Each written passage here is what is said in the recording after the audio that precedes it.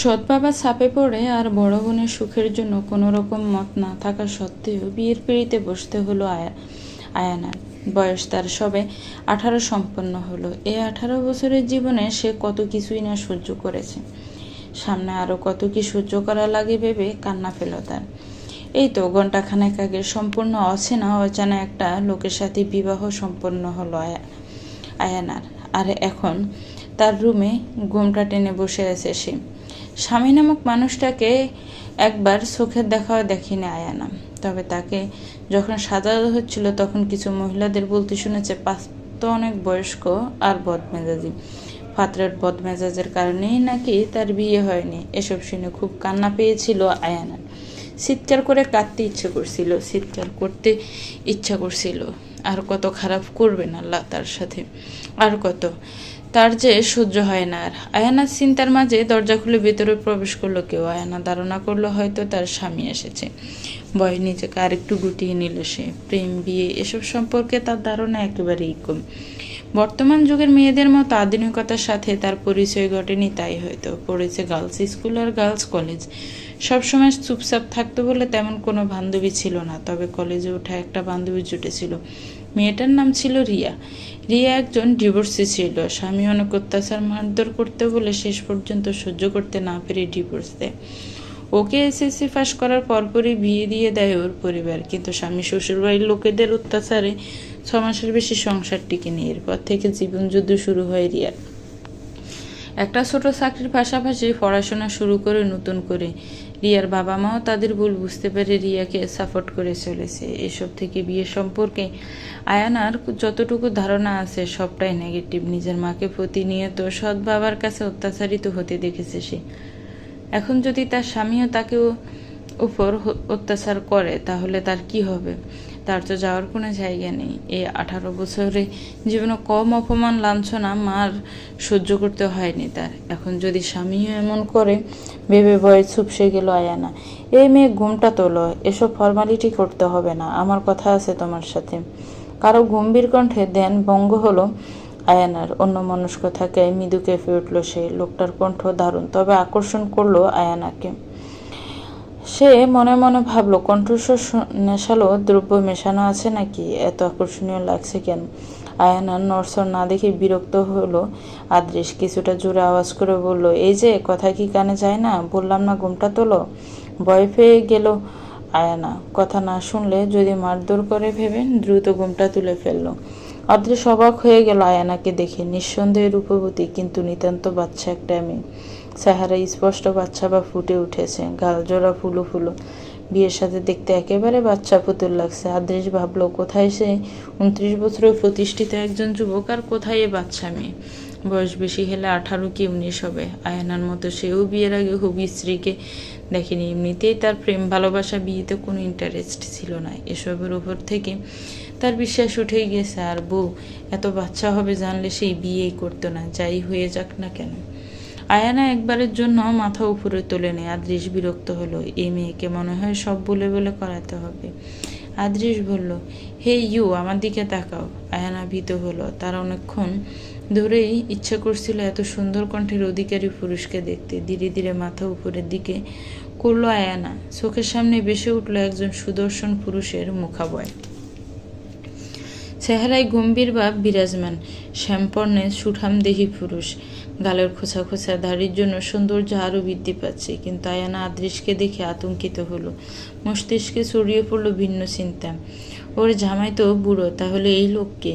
লাফিয়ে দাঁড়িয়ে পড়ল বিছানায়। হুট করে লাফানোতে শাড়িতে পা বেঁধে পড়তে নিলে কোমর আঁকড়ে ধরল আদৃশ। ভাগ্যিস সে সামনেই দাঁড়িয়েছিল, না হলে এই মেয়ে এখনই মুখ থুবড়ে নিচে পড়ত।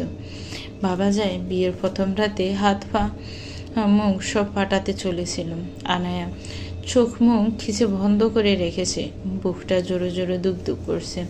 যখন বুঝতে পারলো সে নিচে পড়েনি তখন ধীরে ধীরে চোখ মিলল। দেখলো সামনে ছেলেটা তার কোমর জড়িয়ে ধরে তার দিকে গভীর দৃষ্টি তাকিয়ে আছে। তাছাড়া পাওয়ার জন্য নড়াচড়া করতেই আদৃশ আনায়াকে কিছুটা উঁচু করে নিচে নামিয়ে দিল। হাফ ছেড়ে বাঁচল আয়ানা। কিন্তু আদৃশের ধমক খেয়ে পুনরায় লাফিয়ে উঠল। এই তোমার সমস্যা কি? মাথায় কি সমস্যা আছে নাকি? এভাবে লাফিয়ে উঠলে কেন? ভূত দেখেছ? এখন নিচে পড়ে হাত পা ভাঙলে তো দোষ আমার হতো। সবাই ভাবতো আমি তোমার উপর অত্যাচার করেছি। চুপ করে আছো কেন? স্টুপিড, কথা বলতে পারো না? আয়ানা ভাবলে এবার চুপ করে থাকলে চলবে না। এই লোককে আর তার জামাই কোথায় সবটা জানতে হবে। সে মিনমিন করে বলল, আপনি কে? আশ্চর্য হলো আদৃশ। মেয়েটা বলে কি? ব্লু বা কি জিজ্ঞেস করলো। আমার সাথে যদি তোমার বিয়ে হয়ে থাকে তাহলে আমি তোমার কে হই? আয়ানা পটাপট জবাব দিল, বর। জবাব দিয়ে ব্যাককল বনে গেল আয়ানা। কিন্তু তার জামাইয়ের বর্ণনা তো অন্যরকম ছিল। আদৃশ বলল, তাহলে জিজ্ঞাসা করলে কেন আমি কে? আর আমাকে দেখে এত চমকানোর কি হলো? আয়ানা নিজের চিন্তার মাঝেই জবাব দিল, কিন্তু আমার জামাই তো বুড়ো। হ্যাঁ, আপনি বদমেজাজি ঠিক, কিন্তু বাকি বর্ণনা তো মিলল না। অবাকে চূড়ান্ত পর্যায়ে পৌঁছে গেল আদৃশ। মনে মনে ভাবল, শেষমেশ পাগল বউ জুটল নাকি কপালে। পিচ্ছে মেয়েটা কি বলছে এসব? আদৃশ গম্ভীর কণ্ঠে বলল, এসব কি বলছো? তোমাকে এসব কে বলেছে? আয়ানা গালটা হালকা ফুলিয়ে বলল, আমাকে সাজানোর সময় আন্টিরা বলছিল, তখন শুনেছি। আদৃশ বুঝতে পারল ব্যাপারটা। নিশ্চয়ই প্রতিবেশী কুটনি টাইপ মহিলাগুলো এসব ছড়িয়েছে। তারা শুনে কম, রটায় বেশি। আর এই মেয়ে সেসব কথাই বিশ্বাস করেছে। আদৃশ বলল, দেখো মেয়ে, তোমাকে কে কি বললো আমি জানি না, আর জানতেও চাই না। তুমি শুধু এটুকু জেনে রাখো, তোমার বিয়ে আমার সাথেই হয়েছে। আর তোমাকে যে বিষয়ে বলতে চাচ্ছিলাম, মন দিয়ে শোনো। আমার এই বিয়েতে কোনো মত ছিল না। এক প্রকার জোর করে বিয়েটা করিয়েছে। আর আমি প্রচণ্ড রাগী। রাগ হলেও হুঁশ থাকে না, উল্টাপাল্টা কাজ করে বসি। তাই আমার থেকে যত পারবে দূরত্ব বজায় রাখবে, সেটাই তোমার জন্য ভালো হবে। যেহেতু বিয়েটা হয়েছে, তাই আমি চেষ্টা করব তোমাকে মেনে নেওয়ার। কিন্তু তোমাকে মেনে নিতে আমার কত সময় লাগবে বা কখনো মেনে নিতে পারবো কি না আমার জানা নেই। আমি সোজাসাপটা কথা বলতে পছন্দ করি, তাই যা করার বলার সোজাসুজি বললাম। নিজের কথা শেষ করে ফ্রেশ হতে চলে গেল আদৃশ। আয়ানা দফ করে বিছানায় বসে পড়ল। তার জীবনটা এমন কেন? তার ভাগ্যে আর কত খেলা লেখা আছে। কবে আসবে তার জীবনের সুদিন? সে কি দেখা পাবে না সুখের? আয়ানা ভাবতে লাগলো আজকের দিনের ঘটনা, কিভাবে তার জীবনে নতুন মোড় এলো। ফ্ল্যাশব্যাক। এই যে মহারানী, আপনি এখানে এভাবে দাঁড়িয়ে আছেন কেন? আপনাকে কি দাঁড়িয়ে থাকার কাজ দেওয়া হয়েছে? যা সবাইকে জুস দিয়ে আয়, তবে সাবধান কেউ যেন মুখ না দেখে। বলে দিলাম, না হলে জানিসই তো কি হবে। যা। সাহেরা বানু দমকে কেঁপে উঠল আয়ানা। সাহেরা বানু সম্পর্কে আয়ানার ফুফি হয়, কিন্তু আপন না, সৎ। তাই হয়তো তার সাথে এমন ব্যবহার করতে গায়ে বাঁধে না। চোখে জলে ভরে উঠল আয়ানার। পরনের ওড়না দিয়ে মুখ চোখ ভালো করে ঢেকে নিল। মাথা নিচু করে সবাইকে জুস দিল। এখন অনেক রান্না বাকি, সব যে তাকেই করতে হবে, সাহায্য করার কেউ নেই। আজ আয়ানার বোন মীরার বিয়ে, পরের দিন রিসেপশন হবে। কাবিন ঘরোয়াভাবে আয়ানাদের বাড়িতেই হচ্ছে। বোনের বিয়েতে কাজের মানুষের মতো কাজ করতে হচ্ছে তার। এটাই হয়তো নিয়তি ভেবে তাচ্ছিল্য মাখা হাসি দিল আয়ানা। এই হাসির মাঝেও যে অনেক কষ্ট লুকিয়ে আছে। সব কাজ শেষ করতে হাঁপিয়ে উঠল আয়ানা। এতগুলো মানুষের রান্না করা মুখের কথা নয়। কাজ শেষে নিজের রুমে যাওয়ার পথে একবার বোন মীরার রুমে উকি দিল। যদিও মীরা তার আপন বোন না, এই জন্যই হয়তো এত দূরত্ব। বোনকে দূর থেকে দেখে চোখ জুড়িয়ে গেল। অসম্ভব সুন্দর লাগছে আজ তার বোনটাকে। শাওয়ার নিয়ে একটু রেস্ট নেবে ভাবলো আয়ানা। তার বাহিরে যাওয়া বারণ। এক্ষেত্রে হয়তো মীরাকে পাত্রপক্ষের সামনে নিয়ে যাওয়া হয়েছে। কিছুক্ষণের মধ্যে হয়তো কাবিনটাও হয়ে যাবে। আয়ানার খুব ইচ্ছা করছে বোনের বিয়েতে অংশগ্রহণ করতে, কিন্তু তাকে কড়াকড়িভাবে বলা হয়েছে সে যেন বাহিরে না যায়। তা আয়ানা ঠিক করলে একটু ঘুমাবে। শরীরটা চলছে না এত কাজ করার পর। সে থাকে ছাদের একটা ছোট্ট রুমে। অন্যান্য মেয়েদের মতো আলিশান রুম বা বেড তার নেই। আয়ানার মাত্র চোখটা লেগেছিল, এমন সময় দরজা নক করলো কেউ। ঘুম ঘুম চোখ ডলে দরজা খুলতে গেল সে। দরজা খোলা মাত্র গালে সজোরে থাপ্পড় পড়ায় হতভম্ব হয়ে গেল আয়ানা। গালে হাত দিয়ে সামনে তাকাতে রুহু কেঁপে উঠল তার। দরজায় সৎ বাবা মাহমুদ আর ফুপি সাহেরা বানু কে দেখে ডুব গেল সে। দুজনেই অনেক রেগে আছে। তাদের চেহারা ভুলে দিচ্ছে। সাহেরা বানু আয়ানাকে ধাক্কা দিয়ে ভেতরে প্রবেশ করলেন, সাথে মাহবুব সাহেব। মাহবুব সাহেব দাঁতে দাঁত পিষে বললেন, তোকে বলেছিলাম পাত্রপক্ষের কেউ যেন তোকে না দেখে, কিন্তু তুই ঠিকই নিজের রূপ দেখিয়ে দিলি। পাত্রের চাচি এখন দাবি করছে তার ছেলের সাথে তোর বিয়ে দিতে হবে, নাহলে তিনি মীরার সাথে আহিলের বিয়ে হতে দিবেন না। আর পাত্রের পরিবারও রাজি আহিলের চাচির কথায়। অবাকের ওপর অবাক হচ্ছে আয়ানা, সে তো কিছুই করেনি, তাহলে এসব তার সাথে কি হচ্ছে? মাহমুদ সাহেব সায়রা বানুকে বললেন, এ আপু, এই মেয়েকে রেডি কর জলদি। এর কারণেই 2 বার আমার মেয়ের বিয়ে ভেঙেছে, এবার যদি আবার বিয়ে ভাঙে তাহলে একে আমি মেরেই ফেলব। মাহমুদ সাহেব কথা শেষ করে রুম থেকে বেরিয়ে গেলেন। আয়ানা অশ্রুসিক্ত চোখে তাকিয়ে রইল। সে কিছু একটা বলতে চাইল, কিন্তু সুযোগ দিল না সাহেরা বানু। রাগী দৃষ্টি দিয়ে বললেন, একটা কথাও বলবি না একদম। আমাদের জ্বালিয়ে খেলে তুই। যখন থেকে এই বাড়িতে এসেছিস তখন থেকে জ্বালাচ্ছিস আমাদের। এবার বিদায় হ, এখানেই চুপচাপ বসে থাক। আমি শাড়ি নিয়ে আসছি, পরে তৈরি হয়ে যাবে। সাহেরা বানু বের হতে কান্নায় ভেঙে পড়ল আয়ানা। কাঁধে কেউ হাত রাখতে ঘোলা চোখে তাকালো সে। সামনে মাকে দেখে নিজেকে আর সামলাতে পারল না, জড়িয়ে ধরে হাউমাউ করে কেঁদে ফেলল। অনামিকা বেগম মেয়ের মাথায় হাত বুলিয়ে নিম্নস্বরে বললেন, এই বিয়েটা তুই করে নে আয়ানা মা। তোর বর যেমনই হোক না কেন, অন্তত এই নরকে যেভাবে থাকিস তার চেয়েও অনেক গুণ ভালো থাকবি, আমার বিশ্বাস। কাঁদিস না মা, যা হবে ভালো হবে। তুই শুধু ভরসা রাখ সৃষ্টিকর্তার উপর। আয়ানা চোখ ভর্তি জল নিয়ে নিজের মায়ের দিকে তাকালো। সে ভেবেছিল আর কেউ না হোক, অন্তত তার মা তার পক্ষে কথা বলবে, কিন্তু তার মাও চায় সে এই বিয়েটা করুক। আয়ানার জীবন অভিমান হলো। তার মা কি জানে না আয়ানা অনেক পড়াশোনা করতে চায়, জীবন অনেক বড় হতে চায়। আয়ানার স্বপ্ন ছিল সে অনেক বড় একটা চাকরি করে নিজেকে আর তার মাকে এই নরক থেকে মুক্ত করবে, কিন্তু তার এই আশাটা হয়তো পূরণ হবার নয়। চোখ মুছে দীর্ঘশ্বাস ফেলল আয়ানা। এর চেয়েও কঠিন বাস্তবতার মুখোমুখি হতে হয়েছে তাকে, এটাকেও মেনে নিতে হবে, এছাড়া কোনো পথ খোলা নেই। চমৎকার একটা শাড়ি পরানো হয়েছে আয়ানাকে, সাথে সুন্দর সব অলঙ্কার। হয়তো পাত্রপক্ষ আগে থেকে এসব প্ল্যান করে এসেছিল, ভাবলো আয়ানা। না হলে এত দ্রুত কি করে সব কিছু জোগাড় হলো? একটা জীবন্ত পুতুলে পরিণত হয়েছে সে।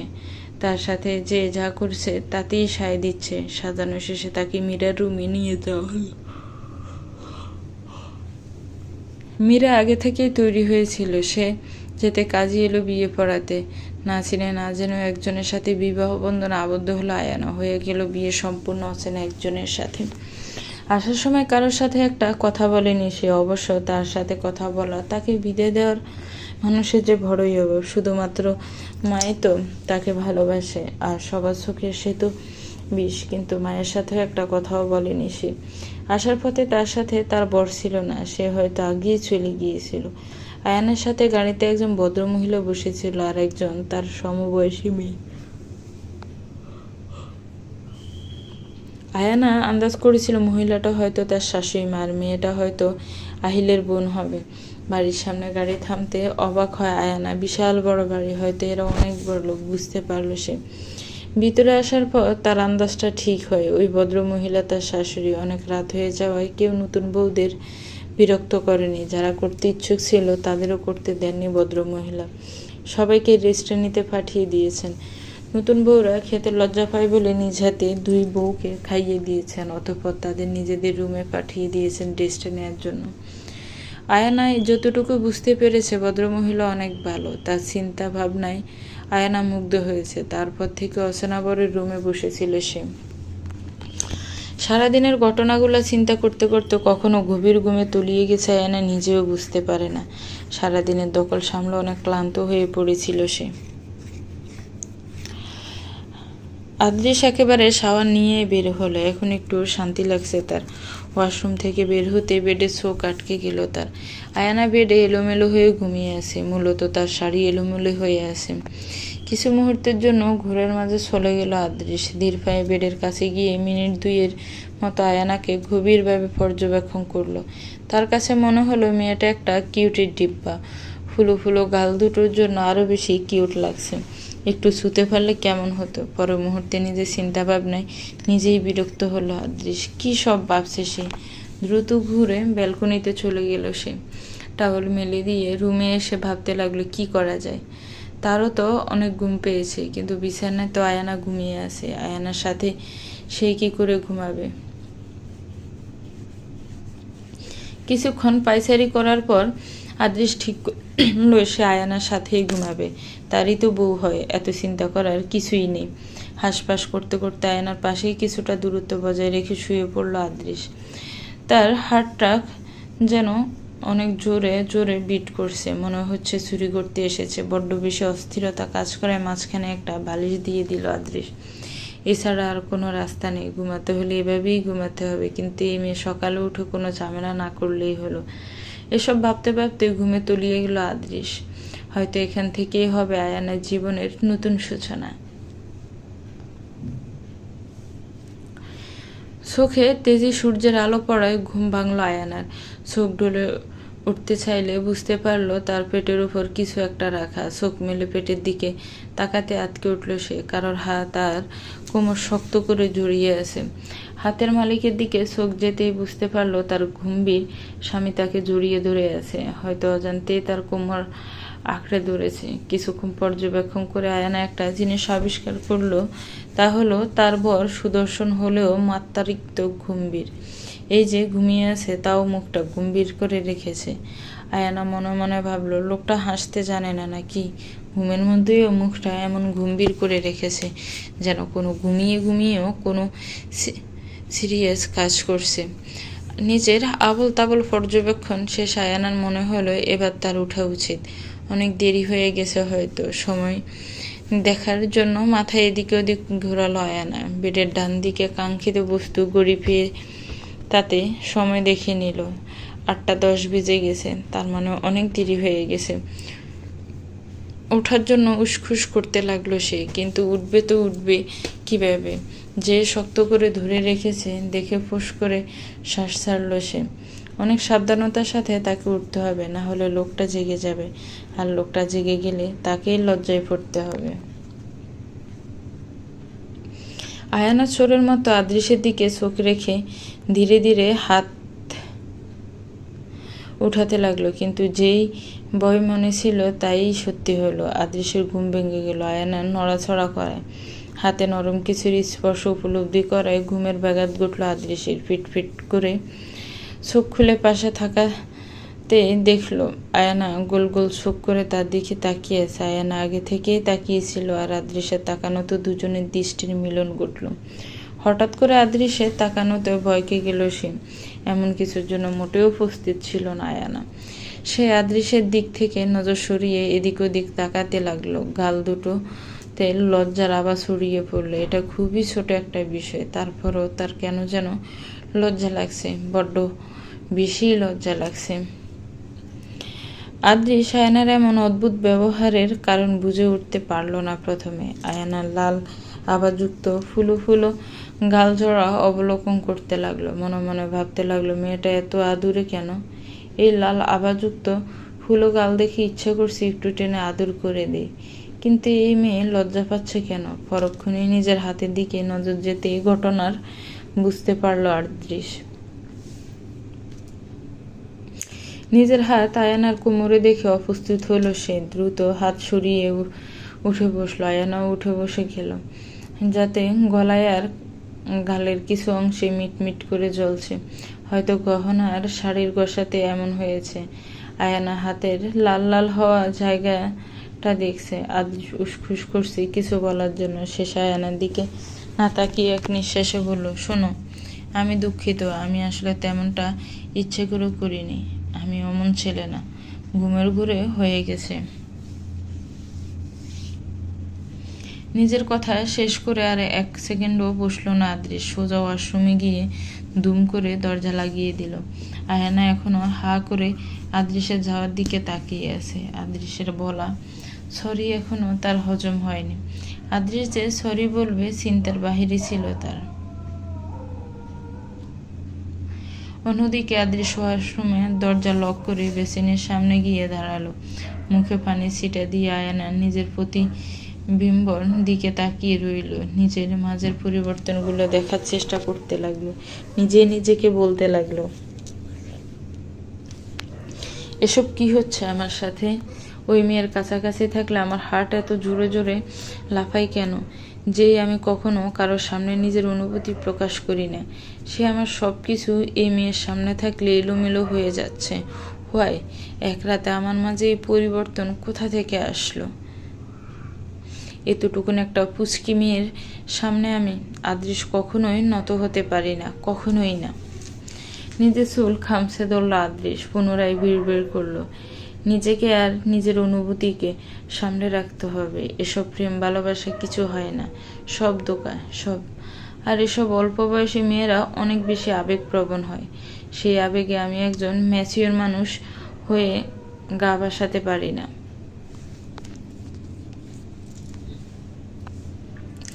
আয়ানা এখনো আগের জায়গায় বসে আছে, কি করবে বুঝতে পারছে না। গহনাগুলো সব একে একে খুলে রেখেছে, কিন্তু শাড়ি তো চেঞ্জ করা হলো না।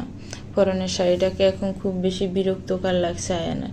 শরীরটা মেজেমেজ করছে। শাওয়ার নিতে পারলে ভালো লাগতো, কিন্তু তার লাগেজ কাপড় কোথায় আছে জানা নেই তার। তাই বিরক্ত লাগা সত্ত্বেও চুপচাপ বসে আছে। আদৃশ পেশ হয়ে এসেন, দেখলো আয়ানার ঠোঁট উল্টে নিজের হাত উল্টে পাল্টে দেখছে। প্রথমে এর কারণ না ধরতে পারলেও গলার দিকে চোখ যেতে একটু অস্থিরতা কাজ করলো আদৃশের মনে। গলার দিকটা লাল লাল হয়ে আছে। সে এক পা দুই পা করে আয়ানার কাছে গিয়ে দাঁড়ালো, জিজ্ঞাসা করলো, হাতে গলায় কি হয়েছে? এমন লাল লাল হয়ে আছে কেন? আয়ানা হুট করে আদৃশের আওয়াজ শুনে একটু ভয় ফেলেও নিজেকে সামলে নিল। মিনমিন করে বলল, শাড়ির কাজ আর গহনা কষা লেগে এমন হয়েছে।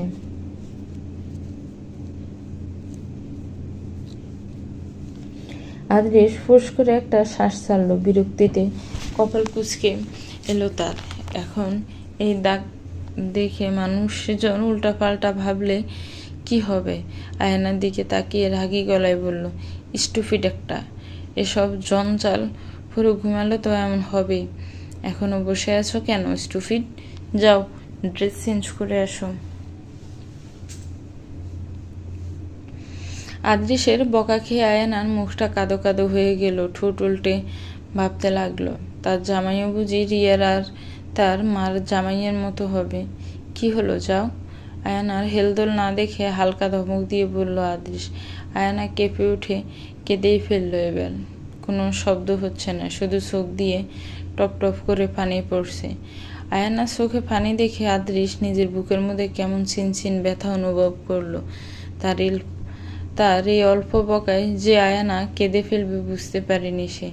আদৃশ আয়ানার দিকে ঝুঁকে বিছানার দুপাশে নিজের হাত রাখলো। হঠাৎ আদৃশের এত কাছে আসার কারণ বুঝে উঠল না আয়ানা। ফেল ফেল করে তাকিয়ে রইল সে। আদৃশ আয়ানার চোখে চোখ রেখে বলল,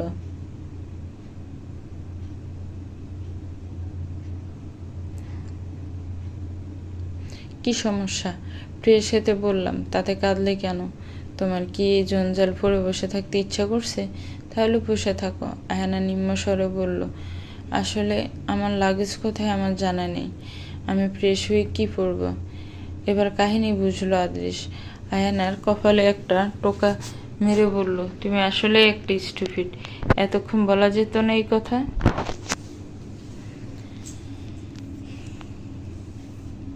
আদৃশ নিজের ফোন নিয়ে ব্যালকনিতে চলে গেল কাউকে কল করতে। আয়ানা কপাল কষতে কষতে বিড়বিড় করে বলল, বারবার স্টুপিড স্টুপিড করে কেন? এখন তো জানলো কি সমস্যা, তাও হেল্প করলো না। লোকটা একদম ভালো না। আদৃশ ফোনে কথা শেষ করে রুমে ঢুকে দেখলো আয়ানা নাক মুখ কুঁচকে বসে আছে আর বিড়বিড় করে কিছু একটা বলছে। আদৃশ গেস করলো হয়তো তাকে নিয়েই কিছু বলছে। কিছুক্ষণ পর দরজায় টোকা পড়তে আদৃশ গিয়ে দরজাটা খুলে দিল। আয়ানা দেখলো কালছে গাড়িতে তার পাশে বসা মেয়েটি ভিতরে ঢুকছে। তার হাতে অনেকগুলো প্যাকেট দেখা যাচ্ছে। আদৃশ মেয়েটাকে উদ্দেশ্য করে বলল, শোন, আমার কিছু কাজ আছে, আমি ছাদে যাচ্ছি। কেউ ডাকলে আমাকে একটু জানিয়ে দিস, আর আমি যাওয়ার পরে বাচ্চাকে সম্পূর্ণরূপে তৈরি করে তারপর যাবি, না হলে আবার অন্য কোনো ঝামেলা বাঁধিয়ে বসে থাকবে। কথা শেষ করে আয়ানার দিকে বাঁকা চোখে তাকালো আদৃশ। আয়ানা গাল হালকা ফুলিয়ে তার দিকে তাকিয়ে আছে। আয়ানার রাগ হচ্ছে, তাকে বাচ্চা কেন বলবে? সে তো এতটাও বাচ্চা না। আদৃশ আয়ানাকে বাচ্চা বলায় হুহা করে হেসে দিল মেয়েটা। অনেক কষ্টে হাসি থামিয়ে বলল, তুমি চিন্তা করো না ভাইজো, আমি ভাবিকে সুন্দর মতো তৈরি করে নিচে নিয়ে যাব। আর শোনো, 10টায় সবাই ব্রেকফাস্ট করবে। কালকে দেরিতে ঘুমানোর কারণে অনেকে উঠতে পারেনি, তাই আজকে একটু লেটে ব্রেকফাস্ট করা হবে। তুমি 10টার সময় টেবিলে চলে এসো, তাহলেই হবে। এবার বের হও, তোমার বউকে রেডি করি। আদৃশ মাথা নেড়ে সম্মতি জানালো। একবার আয়ানার দিকে তাকিয়ে স্টাডি টেবিলের কাছে চলে গেল। অনেকগুলো ফাইল টাইপ কিছু ল্যাপটপ আর ফোন নিয়ে রুম থেকে চলে গেল। আয়ানা আদৃশে যাওয়ার ফোনে তাকিয়ে রইল। মেয়েটা গাল টেনে দেয়াতে ধ্যান ভাঙল তার। মেয়েটা আয়ানার গাল টেনে বলল, ভাবি ভাইও কিন্তু ঠিকই বলেছে, তুমি আসলেই একটা বাচ্চা, একদম কিউট বাচ্চা। আমার তোমাকে দেখে অনেক আদর আদর পাচ্ছে। ওহো, তোমাকে তো আমার পরিচয় দেওয়া হলো না। আমি আনিকা, আদৃশ আর আহিল ভাইয়ার ছোট বোন। আয়ানা মনে মনে ভাবলো, এই আদৃশটা কে? আহিল ভাইয়া তো মীরা আফুর বর, তাহলে আদৃশ কি উনি? হয়তো। মনে মনে বার কয়েক আদৃশের নাম আওড়ানো আয়ানা। এর মধ্যে আনিকা বলতে লাগলো, আমি অনার্স প্রথম বর্ষে পড়ি, আছি শীঘ্রই দ্বিতীয় বর্ষে চলে যাব। আমি তো মনে হয় তোমার তুলনায় বড়, অবশ্য বয়সে বড়, সম্পর্কে তুমি আমার বড়। তুমি চাইলে আমাকে নাম ধরেও ডাকতে পারো, যেভাবেই ডাকো না কেন। আমাকে নিজের বান্ধবী মনে করবে, কেমন? আজ থেকে তুমি আমি ফ্রেন্ড, ওকে? আয়ানা আনিকার বন্ধুত্বসুলভ ব্যবহারে খুব খুশি হলো। আনন্দে চোখ জল করে উঠল তার। হালকা হেসে বলল, ওকে, কিন্তু তুমি তো আমাকে ভাবি ভাবি করছো, তাহলে কিভাবে হবে? তুমি আমাকে নাম ধরে ডাকবে? আনিকা বলল, সম্পর্কে তুমি আমার বড় ভাবি হও, তাই তোমাকে ভাবি ডাকতেই হবে, না হলে মা বড় আম্মু রাগ করতে পারে। আচ্ছা, এক কাজ করা যাক, তোমাকে সবার সামনে ভাবি ডাকবো, আর অন্যান্য সময় আয়ানা, ওকে? আয়ানা বলল, ওকে। আনিকা আয়ানাকে তাড়া দিয়ে বলল, এবার যাও তো, দ্রুত শাওয়ার নিয়ে আসো, তোমাকে রেডি করে দিই। এই যে ব্যাগ নিয়ে যাও, এর মধ্যে প্রয়োজনীয় সব জিনিস আছে। আর শাড়িটা বাইরে থাক, তুমি বাইরে আসলে আমি পরিয়ে দিচ্ছি। আয়ানা সম্মতি জানিয়ে চলে গেল ফ্রেশ হতে। আনিকা আয়ানাকে নিচে নিয়ে এসেছে। ডাইনিং টেবিলের কাছাকাছি আসতে আয়ানা দেখলো 3জন মহিলার এক আপু মিলে টেবিলে খাবার সাজিয়ে রাখছে। 3জনের মধ্যে কালকে সে ভদ্র মহিলাও আছেন। তিনি আয়ানাকে দেখা মাত্র এগিয়ে আসলেন। কাছাকাছি এসে গালে হাত রেখে বললেন, আম্মু ঘুম ভালো হয়েছে? কোনো সমস্যা হয়নি তো? এত আদুরে গলায় জিজ্ঞাসা করায় চোখ ভরে উঠল আয়ানার। কতগুলো দিন পর কেউ এভাবে তার খোঁজ নিল। তার মাও তো তাকে অনেক ভালোবাসে, কিন্তু সৎ বাবার কারণে তার ধারে ঘেঁষতে পারত না। আয়ানা মাথা নাড়িয়ে হ্যাঁ বুঝালো, কিন্তু আয়ানার চোখে পানি দেখে অস্থির হয়ে গেল মহিলাটি। অস্থির কণ্ঠে জিজ্ঞেস করলো, কি হয়েছে আম্মু? তোমার চোখে পানি কেন? কেউ কিছু বলেছে তোমাকে, নাকি আদৃশ কিছু বলেছে? বলো আমাকে। আয়ানা দ্রুত মাথা নাড়ালো, চোখের পানি মুছে বলল, আসলে আন্টি, আপনার ওইভাবে জিজ্ঞেস করায় আম্মুর কথা মনে পড়ে গেল, তাই চোখে পানি চলে এসেছে। ভদ্র মহিলাটি আলতো হেসে আয়ানার মাথায় হাত বুলিয়ে বলল, রিসেপশন শেষে তোমাদের বাড়িতে যাবে তো, মন খারাপ করার কি আছে? আর আম্মা জান, আমিও কিন্তু তোমার আরেকটা আম্মু, তাই আদৃশ যেভাবে আম্মু বলে ডাকে সেভাবেই আম্মু তার তুমি করে বলবে, না হলে কিন্তু আমি রাগ করব। আয়ানা একের পর এক অবাক হচ্ছে। এই বাড়ির সবাই কি এতটা ভালো, এত জলদি তাকে এতটা আপন করে নিচ্ছে? এর মধ্যে আরেক মহিলা এগিয়ে এসে বলল, এই যে এই যে আমিও কিন্তু আরেকটা মা তোমার, আমাকে ছোট মা বলবে, ঠিক আছে তো? এদের অমায়িক ব্যবহার মুগ্ধ হলো আয়ানা। মুখ দিয়ে কোনো কথা আসলো না, শুধু মাথা নাড়িয়ে সায় জানালো আর চোখে একবার মীরার দিকে তাকালো। মীরার ঠোঁটে হাসি লেগে আছে দেখে স্বস্তির নিঃশ্বাস ছাড়লো আয়ানা। তার মানে তার মীরা আপু রাগ করে নেই তার উপর। এই যে পিচ্ছু, শোনো, আমি কিন্তু তোমার বড় ভাইয়া, বুঝলে? পিছন থেকে কারোর কথায় তার দিকে তাকালো আয়ানা। আহিলকে চিনতে তার অসুবিধা হলো না। আহিল পুনরায় বলল, আমাকে ভাইও বলবে, এমনিতে আমার একটা ফেতনি বোন আছে, কিন্তু তুমি আমার ভালো বোন হবে, আর কোনো কিছু দরকার হলে ভাইয়ুকে বলবে, বুঝেছ? আয়ানা আলতো হেসে মাথা নাড়ালো। আনিকা মুখ ফুলিয়ে রাগি চোখে তাকালো আহিলের দিকে। আহিলের হাতে জোরে একটা সিমটি দিতে লাফিয়ে উঠল সে।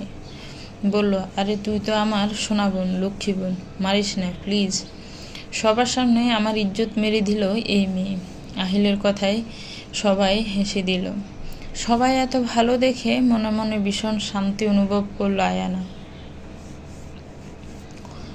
ঠিক 10টা বাজার 5 মিনিট আগে টেবিলে হাজির হলো আদ্রিস। আহিলের বাবা বসেই ছিল। আদ্রিস বসতে তার পেটে একটা খোঁচা দিল আহিল। ফিস ফিস করে বলল, কি ব্রো, বাসর রাত কেমন কাটলো?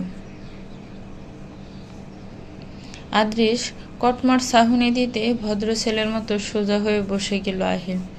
একে একে সবাই টেবিলে এসে বসছে। সবার শেষে রান্নাঘর থেকে একত্রে বের হলো আয়ানা আর আদ্রিসের আম্মু অনু।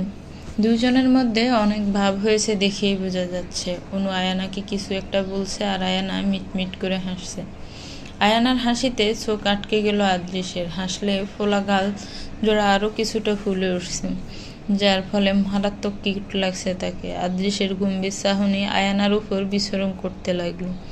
হালকা রঙের একটা শাড়ি পরানো হয়েছে আয়ানাকে, মুখে নেই কোনো প্রসাধনীর চাপ, তারপরও কতটা স্নিগ্ধ পবিত্র লাগছে। দ্রুত নিজের দৃষ্টি সরিয়ে নিল আদ্রিস। মনে মনে বলতে লাগলো, কি হচ্ছে আমার সাথে? আমার চোখে জোড়া এতটা বেহায়া কি করে হতে পারে? না, নিজের চোখকে সামনে রাখতে হবে, না হলে এই চোখে আমার সর্বনাশ ঘটিয়ে ছাড়বে মনে হচ্ছে। কি গো আদ্রিসের মা, শেষ পর্যন্ত নিজের এত বড় ডাক্তার ছেলের জন্যই অল্প শিক্ষিত মূর্খ মেয়ে ধরে নিয়ে এলে? আর কোনো মেয়ে মিলেনি নাকি? কোথায় আদ্রিস বাবা? যেমন সুন্দর তেমন যোগ্যতা, আর কোথায় এই চুনোপুটি মেয়ে? এই মেয়ের কোনো যোগ্যতা আছে নাকি আদ্রিস বাবার বউ হওয়ার?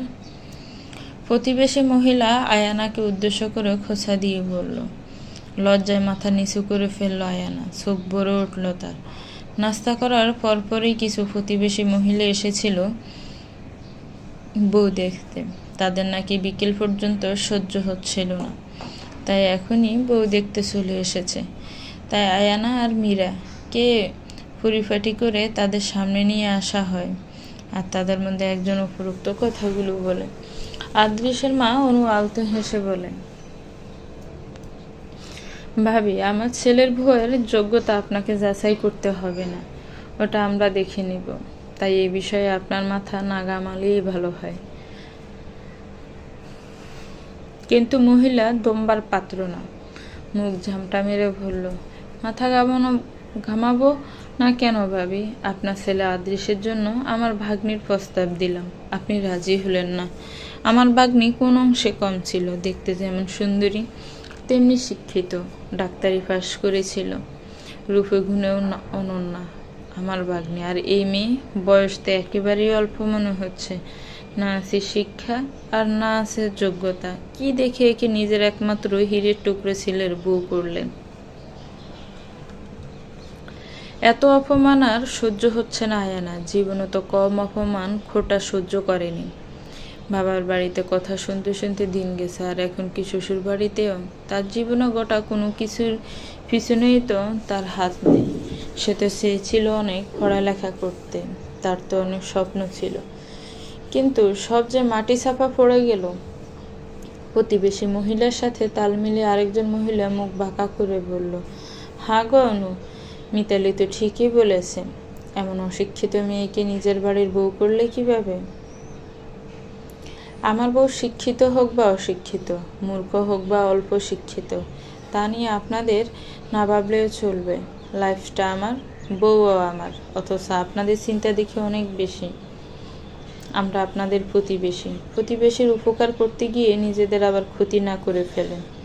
সবার জন্য এত চিন্তা দেখাতে গেলে পড়ে যাবে, ব্রেন স্ট্রোক করে ফেলেছেন। তাই নিজেদের মাথায় এত চাপ দেওয়া বন্ধ করুন, সেটাই আপনাদের জন্য ভালো হবে। আদৃশের কড়া জবাবে ধমে গেল মহিলাগুলো। আদৃশের আগমনে আর জবাবে হাসি ফুটল পরিবারের উপস্থিত সকলের মুখে। লাল চোখে মহিলাগুলোর দিকে তাকিয়ে আছে আদৃশ। প্রচণ্ড রাগ হচ্ছে তার। একটু বাইরে যাবে ভেবেছিল সে, তাই রেডি হতে রুমে গিয়েছিল, কিন্তু নিচে এসে এমন কিছু শুনে নিজের মাথা ঠান্ডা রাখতে পারেনি সে। মিতালি নামক মহিলাটি আরও কিছু বলতে চাইলে হাত বাড়িয়ে তাকে থামিয়ে দিল আদৃশ। মহিলাও চুপ বনে গেল। আদৃশের রাজ সম্পর্কে তাদের সবারই জানা আছে। এমনিতেও চুপচাপ থাকলেও রেগে গেলে সবার পক্ষে ঠেকানো মুশকিল হয়ে যায়। আদৃশ পুনরায় শক্ত গলায় বলল, আমার বউকে আমি শিক্ষিত বানিয়ে নেব, আমার যোগ্য করে গড়ে তুলব। তাই আপনারা আপনাদের চিন্তা কমিয়ে ফেলুন। বউ দেখতে এসেছেন, বউ দেখুন, কিন্তু যাচাই করবেন না, কারণ সে আমার স্ত্রী। আমার আর আমার পরিবারের মতামতে হয়েছে, আপনাদের মতামতে না। পরবর্তীতে যেন কখনো আপনাদের আমাদের পারিবারিক বিষয়ে নাক না গলাতে দেখি, না হলে আমার চেয়ে খারাপ কেউ হবে না।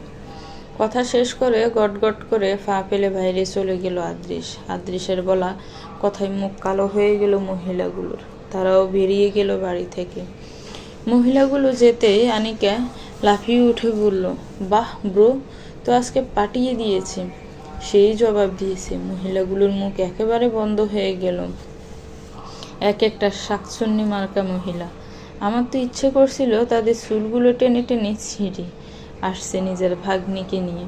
তার ভাগ্নি কেমন পেতনি মার্কা আমরা জানি না ভেবেছে। বাপের টাকায় প্রাইভেটে পড়াশোনা করেছে, সে নাকি আবার মেধাবী। ছোট ছোট কাপড় পরে দুনিয়ার আটা ময়দা মুখে লেপে থাকে, সে নাকি আবার সুন্দরী। আনিকার এক্সপ্রেশন আর বলার ধরনে হেসে ফেলল সবাই। অনু আনিকার কান টেনে ধরে বলল, বড়দের নিয়ে এভাবে কথা বলতে হয়? কাউকে নিয়ে এভাবে কথা বলতে হয় না। আনিকা ব্যথায় চিল্লিয়ে বলল, বড় মা ছাড়ো আমার কান, ব্যথা পাচ্ছি তো।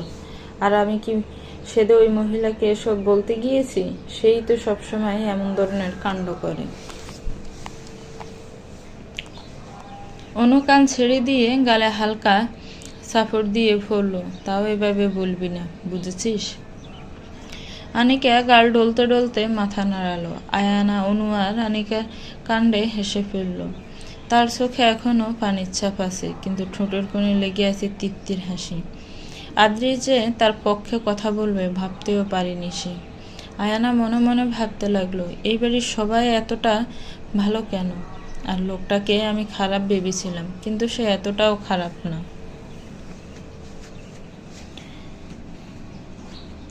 আয়ানার ভাবনার অবসান ঘটল অনুর কথায়। সে আনিকাকে বলল, যা তো আনিকা, আয়ানাকে রুমে দিয়ে আয়, একটু রেস্ট নিক, তারপর আবার রিসিপশনের জন্য তৈরি হতে হবে। আনিকা সম্মতি জানিয়ে আয়ানাকে নিয়ে রুমে দিয়ে আসলো। আদৃশের রুমে ব্যালকনিতেই প্রথম প্রবেশ করলো আয়ানা। একটা শীতল বাতাস ছুঁয়ে গেল তার শরীর জুড়ে। ব্যালকনিতে এসে মনটা ভালো হয়ে গেল আয়ানার। আদৃশের রুম যেমন পরিপাটি, তেমন ব্যালকনিও বিশাল বড় ব্যালকনি। এক সাইডে দুইটা সোফা রাখা, হয়তো এখানে বসে কাজ করে সে। আর আরেক সাইডে একটা দোলনা টাঙ্গানো, সামনে অনেকগুলো গাছ সাজানো। ফুল গাছ, হয়তো কিছু কিছু গাছে কলি এসেছে, শীঘ্রই হয়তো ফুল ফুটবে। আয়ানা দোলনার গিয়ে বসে পড়ল। তাকে রেস্টে নিতে বলা হয়েছিল, কিন্তু অনেকক্ষণ একাত ওকাত করেও তার ঘুম আসলো না। তাই ব্যালকনিতে চলে এসেছে। দোলনায় বসে শীতল বাতাস উপভোগ করতে লাগলো সে। কিন্তু আয়ানার শান্তি বোধ হয় সহ্য হলো না আদৃশের। পিছন থেকে এসে বলল, এই মেয়ে শোনো। হঠাৎ করে আদৃশের আওয়াজে ভয়ে দাঁড়িয়ে গেল আয়ানা। মনে মনে বলতে লাগলো, দোলনায় বসার জন্য বকা দিবে নাকি। আয়ানার ধারণাকে ভুল প্রমাণিত করে আদৃশ বলল, পড়াশোনা কত দূর জানো? মানে বলতে চাচ্ছি কোন ক্লাসে পড়ো তুমি?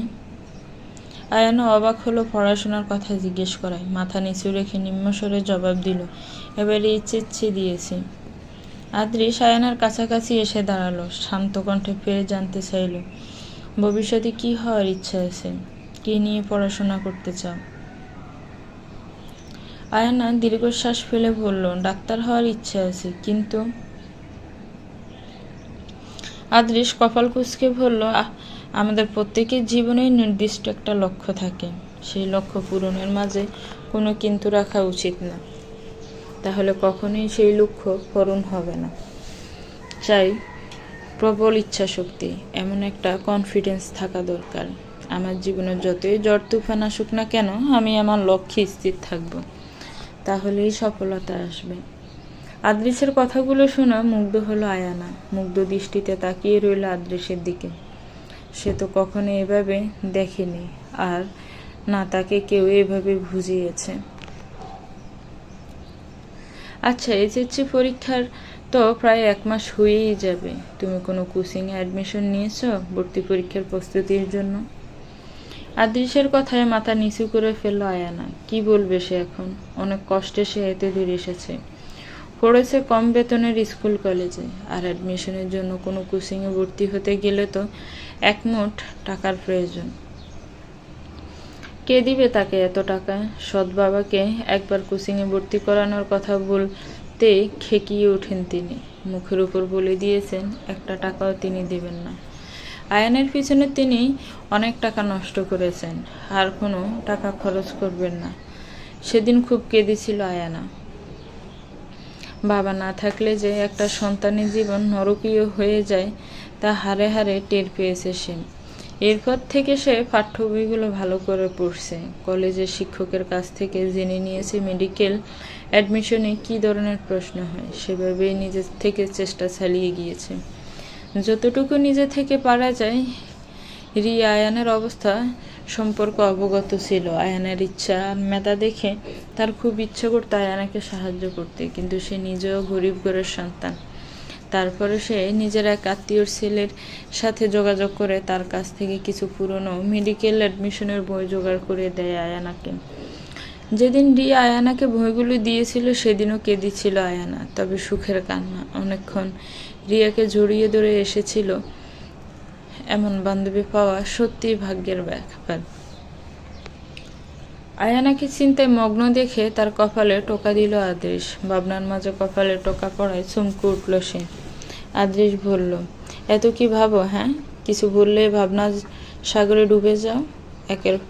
এরপর থেকে কিছু জিজ্ঞেস করলে আগে আমার উত্তর দিবে, তারপর নিজের ভাবনা খুলে বসবে।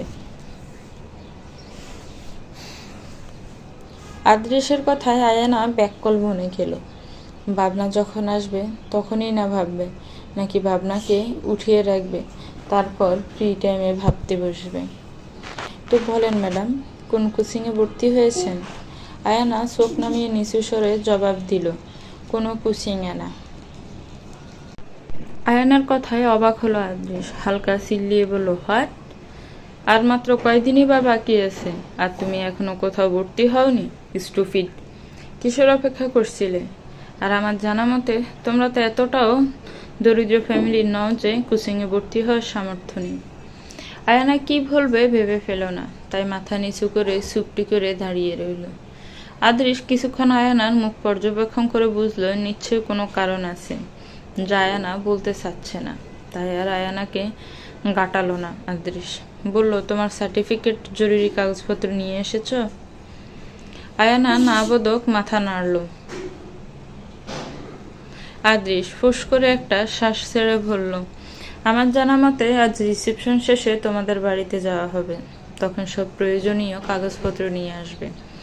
আগামীকাল তোমাকে কোচিংয়ে ভর্তি করে দিব, তবে শর্ত একটাই, জান লাগিয়ে পড়বে।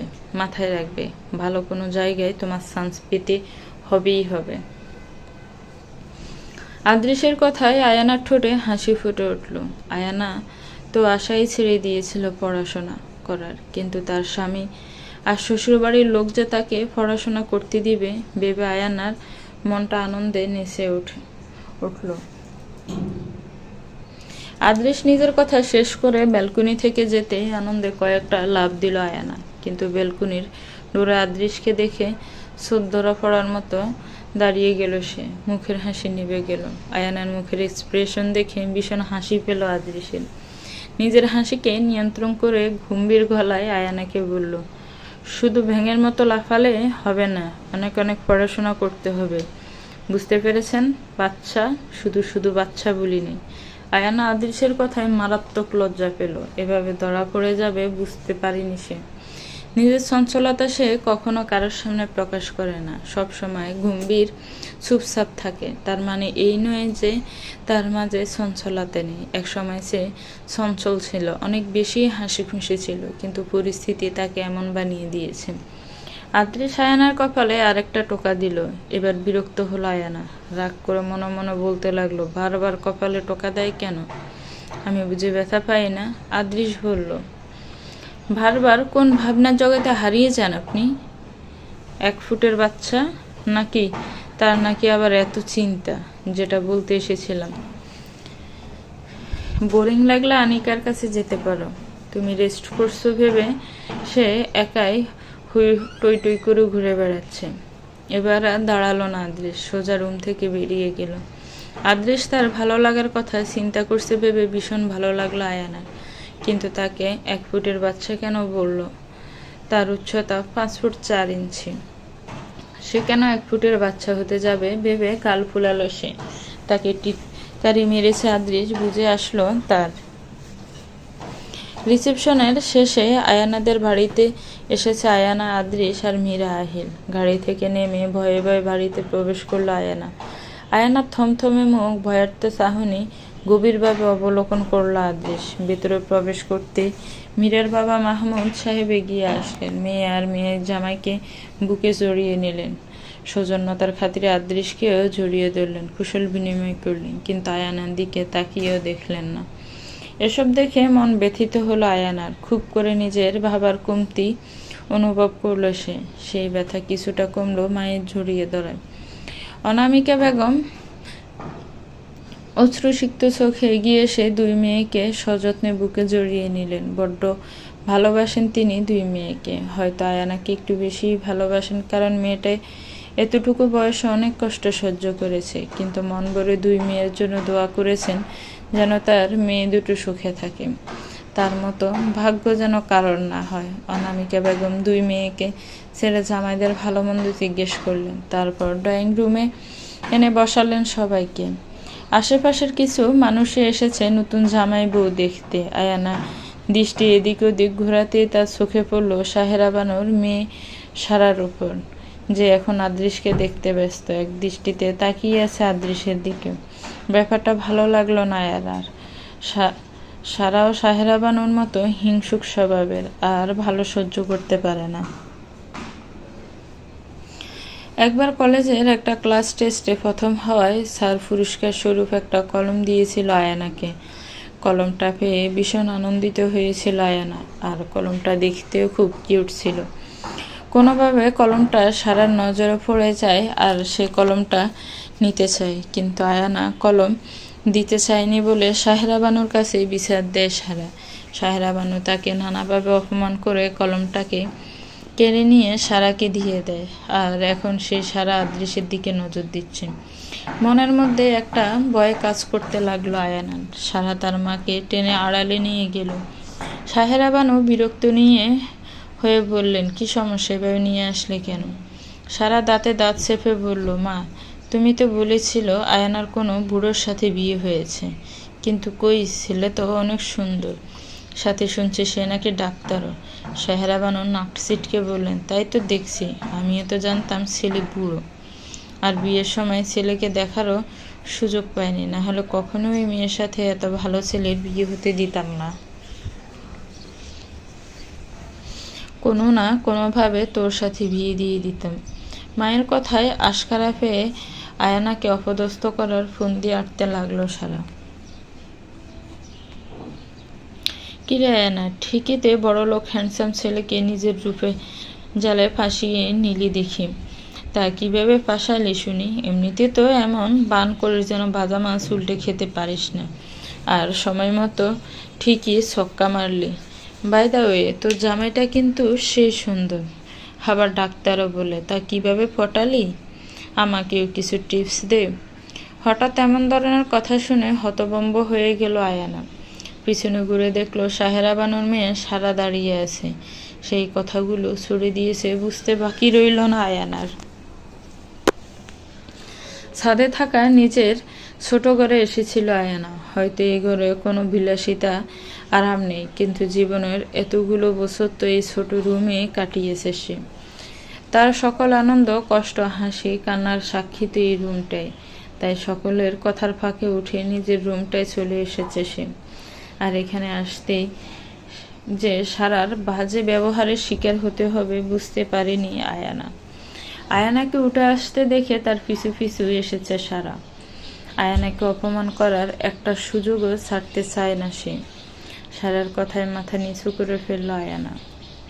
সারা তার চেয়ে বয়সে বড়, তাই তাকে কখনোই অসম্মান করতে চায়নি আয়ানা। তাই আজও চুপচাপ সারার কথা হজম করে নিল সে। এসব শোনার অভ্যাস তার বহু আগে থেকেই আছে। সাহেরা বানু তাকে উঠতে বসতে এসব কথা শোনাতেন। আয়ানাকে জবাব না দিতে দেখে তার হাতটা শক্ত করে চেপে ধরল সারা। আয়ানার ভালো করে বিয়ে হয়েছে দেখে সহ্য হচ্ছে না সারার। আমাদের সমাজে এমন কিছু মানুষের বসবাস রয়েছে যারা অন্যের ভালো সহ্য করতে পারে না। সারাও হয়তো তাদের অন্তর্গত। এত শক্ত করে হাত ধরায় ব্যথায় ঘুঙ্গিয়ে উঠল আয়ানা। চোখের কোনো জল জমে গেল। সারা দাঁতে দাঁত ফিসে বলল, কি হলো বল, কথা বলিস না কেন? নিজের কুকুরতে বলতে লজ্জা লাগছে? করার সময় তো লজ্জা লাগেনি? মিরাপুর শ্বশুরবাড়ির লোকেদের ভালোই তো বশ করেছিলি। তারা তোর সাথে জিজুর বড় ভাইয়ের বিয়ে দেওয়ার জন্য মিরাপুর বিয়ে ভাঙতে প্রস্তুত ছিল। লজ্জা লাগেনি এসব করতে? ওর লজ্জা লেগেছে কিনা সেটা পরে দেখবেন। আগে এটা বলুন, আপনার লজ্জা লাগছে না ওর সাথে এমন ব্যবহার করতে? আপনার সাহস কি করে হলো আমার ওয়াইফের গায়ে হাত দেয়ার? How dare you? আপনি কে ওর কাছ থেকে কৈফিয়ত চাওয়ার? আচমকা কারোর কঠিন গলায় বলা কথায় হাত আগলা হয়ে গেল সারার। আয়ানার হাত ছেড়ে ভয়ার্ত দৃষ্টিতে পিছে ফিরে চাইল। আদৃশের কঠোর দৃষ্টি দেখে দমে গেল সারা। তুতলিয়ে বলল, আসলে আমি তো সারাকে থামিয়ে দিয়ে আদৃশ ফের কঠোর গলায় বলল, আপনার আসলে নকলে শোনার সময় আমার নেই। সোজা কথা বলছি, কান খুলে শুনে রাখুন। আগে হয়তো সে আপনার বোন ছিল, তাই যা খুশি তাই করেছেন, কিন্তু এখন সে আমার ওয়াইফ। আর আমার ওয়াইফকে কেউ আঘাত করবে বা অপমান করবে, এটা আমি মোটেও সহ্য করব না। যে এমনটা করবে তাকে ভেঙে ঘুরিয়ে দিব। এই আদৃশকে যতটা সোজা ভাবছেন আমি ততটা সোজা নই। এমনিতেই কাউকে অকারণে আঘাত করা হলে তা আমার সহ্য হয় না, আর আঘাত যদি আমার পরিবারের কোনো সদস্যের উপরে আসে তাহলে বুঝতেই পারছেন সামনের ব্যক্তি আমি কি হাল করতে পারি। কোনো রকমের ঝামেলা না চাইলে চুপচাপ এখান থেকে চলে যান, আর ভবিষ্যতে কখনো আমার ওয়াইফের সাথে মিসবিহেভ করার কথা মাথায়ও আনবেন না। আদৃশের বাঁকা হাসি আর রক্তাক্ত চাহনি দেখে ভয়ে ডুব গিলল সারা। আর এক মুহূর্তে সেখানে দাঁড়ালো না, দ্রুত পায়ে রুম থেকে বেরিয়ে গেল। সারা বেরিয়ে যেতে আয়ানার কাছে এগিয়ে আসলো আদৃশ। মাথা নিচু করে দাঁড়িয়ে আছে আয়ানা। হাতের যেখানে চেপে ধরেছিল সেই জায়গাটা লাল হয়ে আছে, চোখ দিয়ে ফোটায় ফোটায় পানি পড়ছে। তাকে আড়ালে অপমান করলে সে সহ্য করে নেয়, কিন্তু আদৃশ তাকে অপমানিত হতে দেখেছে ভেবে লজ্জায় কান্না আসছে তার। আদৃশ আয়ানার হাতের লাল হওয়া জায়গাটা শক্ত করে চেপে ধরল। অবাক অশ্রুসিক্ত চোখে আদৃশের পানে চাইল আয়ানা। তার ব্যথা লাগছে, কিন্তু মুখ দিয়ে একটা শব্দ বের হচ্ছে না। আদৃশ আয়ানার দিকে রাগী চোখে তাকিয়ে বলল, ওই মেয়ে তোমাকে ইনসাল্ট করলো, আঘাত করলো, তাও কিছু বললে না কেন স্টুপিড? কে দিয়েছে ওকে এমন ব্যবহার করার অধিকার? কেন কিছু বলনি? আদৃশের দমকে কেঁপে উঠল আয়ানা, ভয়ে চোখের পাতা বন্ধ করে ফেলল। কাঁপা কাঁপা গলায় বলল, সারাফু আমার তুলনায় বয়সে বড়, আমি চাই না তাকে অসম্মান করতে।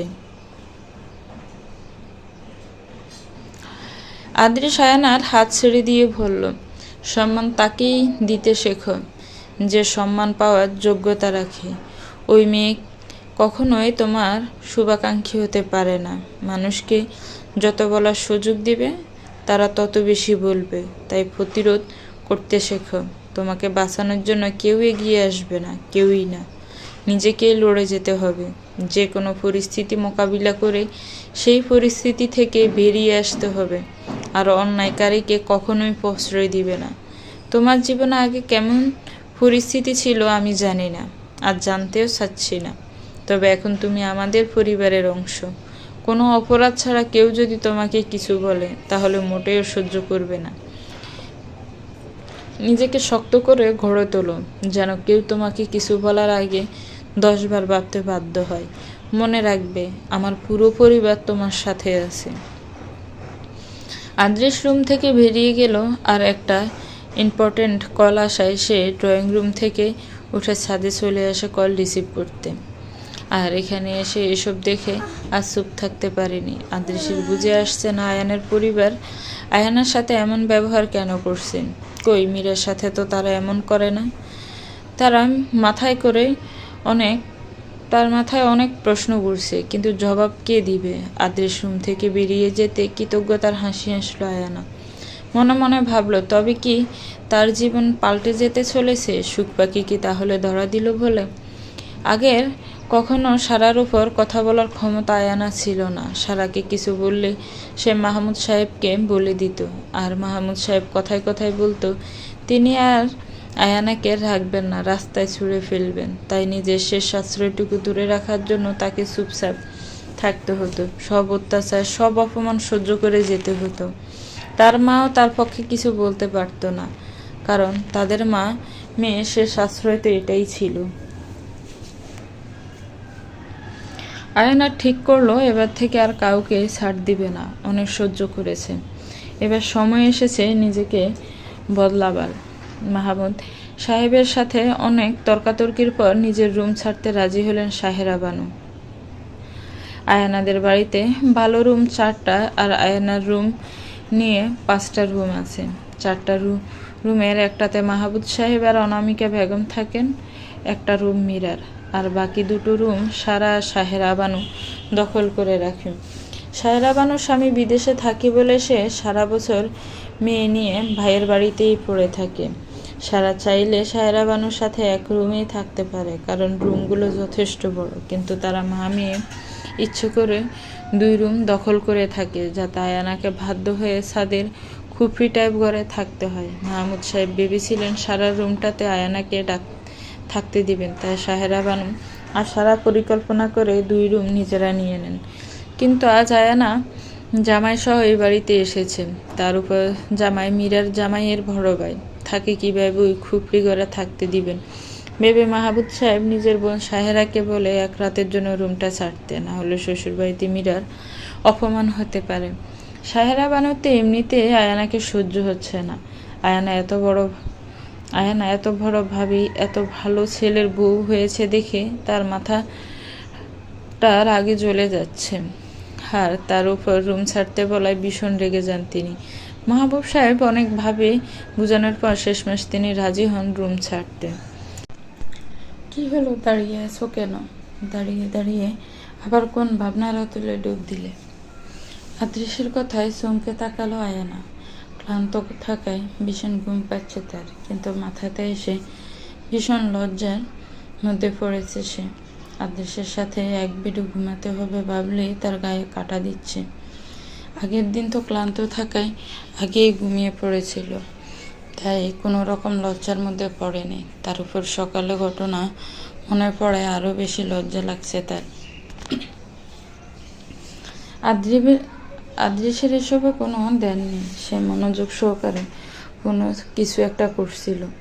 এর মধ্যে আয়ানার দিকে চোখ পড়ায় দেখলো সে মূর্তির মতো দাঁড়িয়ে কিছু একটা ভাবছে। আদৃশ বুঝে না এই মেয়ে এত কি ভেবে। তাই সে উপরোক্ত কথাগুলো বলল।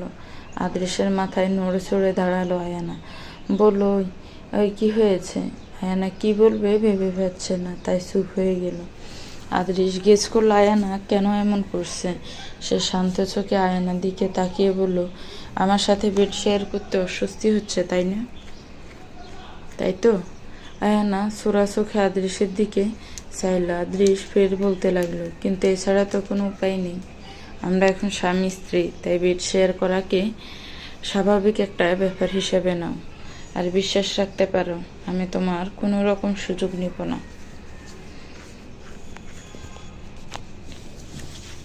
আদৃশের কথায় কিছুটা স্বস্তি পেল আয়ানা, যদিও তার এখনো লজ্জা লাগছে। সে চুপচাপ বেডের এক কোনো গুটিসুটি মেরে শুয়ে পড়ল আর অল্প সময়ের মধ্যে গভীর নিদ্রায় তলিয়ে গেল।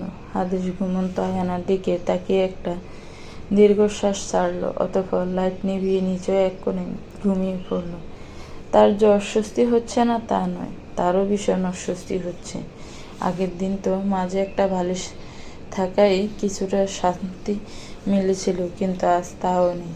রুমে দুইটা বালিশ মাত্র। আদৃশ চোখের উপরে হাত রেখে ঘুমানোর চেষ্টা করতে লাগলো। সকালে ঘুম ভাঙতে আয়ানার ঘোলা দৃষ্টি গিয়ে পড়ল তার হাতের উপরে। চোখ বড় বড় হয়ে গেল আয়ানা। চোখের ঘুম ঘুম ভাব এক সেকেন্ডে উধাও হয়ে গেল।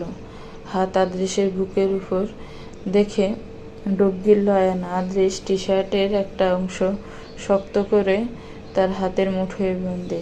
আয়ানা দ্রুত হাত সরিয়ে উঠে বসলো, মুখে হাত চেপে ভাবতে লাগলো, ভাগ্যিস ওনার ঘুম ভাঙার আগেই উঠে গেছি, না হলে কেমন একটা পরিস্থিতিতে পড়তে হতো। ঘুমন্ত আদৃশের মুখের দিকে একবার গভীর দৃষ্টি ফেলল আয়ানা।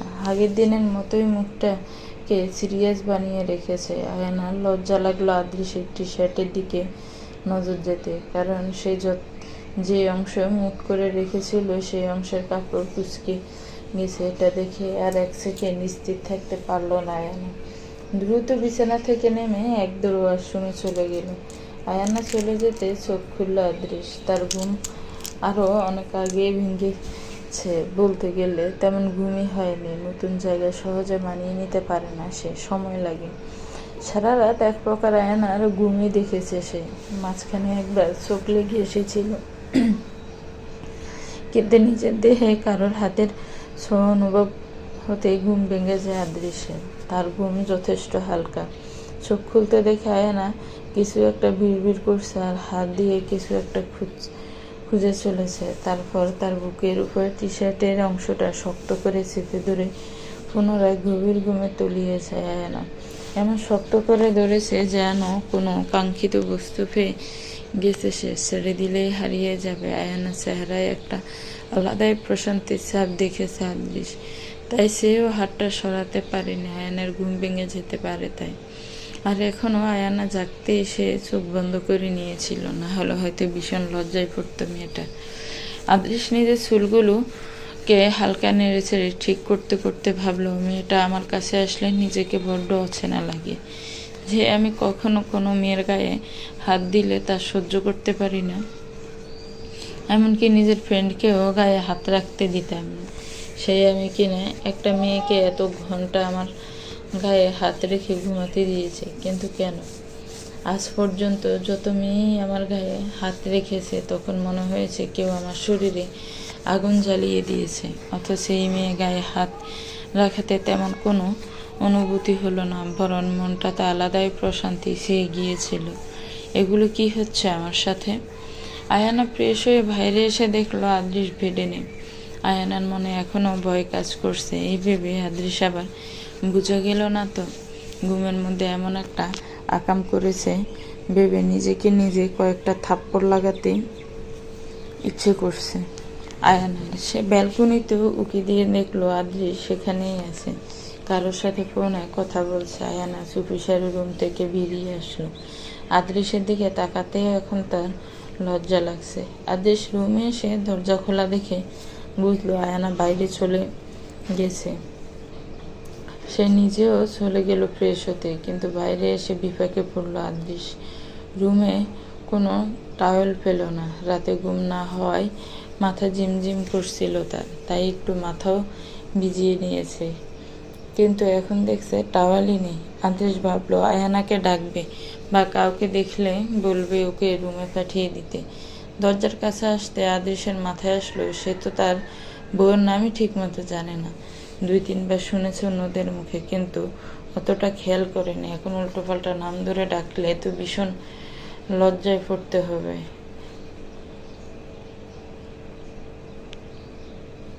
আদৃশ নিজের মাথায় জোর দিয়ে ভাবতে লাগলো কি যেন বলে ডাকে সবাই। আনমনে মনে হয় না না আমেনা না, আরে কি যেন ছিল, আয়না, হ্যাঁ এমনই কিছু একটা ছিল, আয়না মনে হয়, কিন্তু আমি তো শিওর না। উফ, আদৃশের ভাবনার মাঝে ছাপানো দরজা খুলে রুমে প্রবেশ করলো আয়ানা, হাতে তার টাওয়েল। মূলত এটা রাখতেই রুমে এসেছে সে। আদৃশের কথা ভাবার তালে টাওয়েলের সাথে নিয়েই রুম থেকে বেরিয়ে গিয়েছিল। আয়ানা আদৃশের ভেজা চুল দেখে বুঝল নিশ্চয়ই আদৃশ টাওয়েল খুঁজেছে। সে আদৃশের হাতে টাওয়েলটা দিয়ে নিম্নস্বরে বলল, সরি, আমি ভুলে মুখ মুছতে মুছতে সাথেই করে নিয়ে গিয়েছিলাম। আয়ানা চলেই যাচ্ছিল, কিন্তু আদৃশের দাঁড়াতে বলায় থেমে গেল। আদৃশ আমতা আমতা করে জিজ্ঞেস করলো, তোমার নাম কি? আদৃশের প্রশ্নটা শোনা মুখটা হা হয়ে গেল আয়ানার। সবাই তার নাম জানে, অথচ তার ঘরই তার নাম জানে না।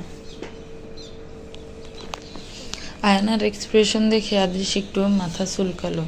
তারপর আয়ানাকে উদ্দেশ্য করে বলল, কি হলো, হা করে আসো কেন? মুখের মধ্যে তেলা পোকা ঢুকে যাবে তো। আদৃশের কথায় আয়ানা হা করা মুখ আপনা আপনি বন্ধ হয়ে গেল, কিন্তু চোখে মুখে এখনো অবাক ভাব বিরাজমান করছে। সে অবাকতার সাথে বলল, আয়ানা রহমান। আদৃশ মনে মনে কয়েকবার আয়ানার নাম আড়ালো, তারপর বলল, তুমি কি আমার নাম জানো? আয়ানা হাঁ বোধক মাথা নাড়ালো। আদৃশ বলল, জানলে ভালো, তবুও আমি একবার বলে দিই, আমার নাম আদৃশ আহসান। এবার তুমি যে কাজে যাচ্ছিলে যেতে পারো। দাঁড়ালো না আয়ানা, রুম থেকে বেরিয়ে গেল। কি লজ্জাজনক বিষয়, তার বর তার নাম জানতো না, যদি সে নিজেও জানতো না, যদি না আনিকা বলতো। রান্নাঘরে এসে আয়ানা দেখলো তার মা অনেক ধরনের খাবার রান্না করেছে। এখন সেসব সাজাচ্ছে। এত সব কাজ মা একা করছে দেখে ভীষণ খারাপ লাগলো আয়ানার। আগে তো তাকে দিয়ে সব করানো হতো, এখন হয়তো সব কাজ তার মাকে দিয়ে করানো হবে ভেবে চোখে পানি চলে আসলো আয়ানার। সাহেরা বানু আর তার মেয়ে তো একটা কাজেও হাত লাগায় না, বরং এক গ্লাস পানি লাগলেও তারা আয়ানাকে ডাকতো পানি দেওয়ার জন্য। আয়ানা মনে মনে ঠিক করলো সে ভালো কোনো জায়গায় চান্স পেয়ে গেলে তারপর টিউশনি দেওয়া শুরু করবে, অথবা কোনো চাকরি করবে। সেই টাকা দিয়ে একটা লোক রাখবে যাতে তার মাকে কাজে সাহায্য করে। আয়ানের ভালো কোথাও চান্স পাওয়ার ইচ্ছেটা আরও দৃঢ় হলো। তাকে ভালো কোথাও চান্স পেতেই হবে, এমন একটা চিন্তা ভাবনা তার মস্তিষ্কে ভালোভাবে গেঁথে নিল সে। তারপর মায়ের খাবার সাজানোতে সাহায্য করতে লাগলো। যদিও অনামিকা বেগম বারণ করেছিলেন, কিন্তু কে শুনে কার কথা। কিরে জামাইকে তো ভালোই বশ করছিস, তোর আসলে লজ্জা শরম নেই? আমাদের টাকায় খেয়ে, আমাদের টাকায় পড়ে এখন আমাদেরই অপমান করাস। তোর সাহস কি করে হলো নিজের বরকে দিয়ে আমার মেয়েকে অপমান করানোর? চাকরানি থেকে বড় বাড়ির বউ হয়ে উঠতে শিখে গেছিস, তাই না? চাকরানি থেকে মহারানী হওয়ার চেষ্টা করিস না, কারণ তোর যোগ্যতা কাজের লোক পর্যন্তই। দুপুরের খাওয়া শেষে সবাই টেবিল থেকে উঠে পড়েছে। আর কিছুক্ষণ পরেই হয়তো আয়ানারা চলে যাবে, তাই আয়ানা তার মাকে বলেছে যেন জামাইদের সাথে বসে কথা বলে। এখানে থালা বাসন সে উঠিয়ে রাখবে। অনামিকা বেগম যেতে না চাইলেও তাকে জোর করে পাঠিয়ে দিয়েছে আয়ানা। তারপর নিজেই সব থালা বাসন নিয়ে ধুয়ে রাখছিল। এর মাঝে কোনো একটা কাজে রান্নাঘরে আসেন সাহেরা বানু। আয়ানাকে একা দেখে চোখ জল জল করে ওঠে তার। এই মেয়েকে অপমান না করলে তিনি শান্তি পান না। তার উপর রাতের ঘটনা সবটাই সারা তাকে বলেছে। তখন থেকে রাগে মাথায় আগুন জ্বলছে তার। তাই সুযোগ পেয়ে আয়ানাকে কথা না শোনালেই নয়। সায়রা বানু একবার আশেপাশে ভালো করে চোখ বুলিয়ে নিলেন। কাউকে না দেখে নিশ্চিত মনে রান্নাঘরে প্রবেশ করে উপরোক্ত কথাগুলো ছুড়ে দিলেন আয়ানার দিকে। তিনি তো জানেন আয়ানাকে হাজারভাবে অপমান করলেও সে চুপচাপ শুনে নিবে। তাই তিনি এই সুযোগ কোনোভাবে হাতছাড়া করতে চান না। সায়রা বানুর কথায় খারাপ লাগলো আয়ানার। তখনই মনে পড়ল আদৃশের কথাগুলো। মানুষকে যত বেশি সুযোগ দেওয়া হবে তারা তত বেশি কথা শোনাবে। আয়ানা নিজেকে শক্ত করে সায়রা বানুর দিকে ফিরে বলল, ফুফি, আমার জামাইকে আমি বশ করব না তো কে করবে বলেন তো? আর আমার লজ্জা শরম না থাকুক, আপনার তো তাতে চলবে। আর টাকা নিয়ে যে খোটা দেন তা কি যুক্তিসঙ্গত?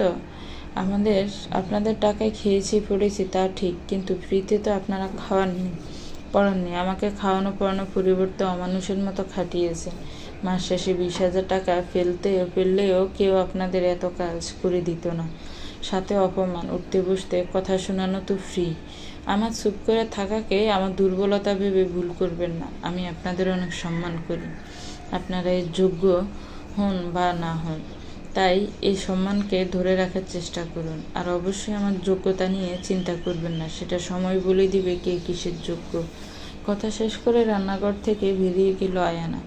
আজ অনেক শান্তি লাগছে তার সায়রা বানুর মুখের উপর কথাগুলো বলতে পেরে।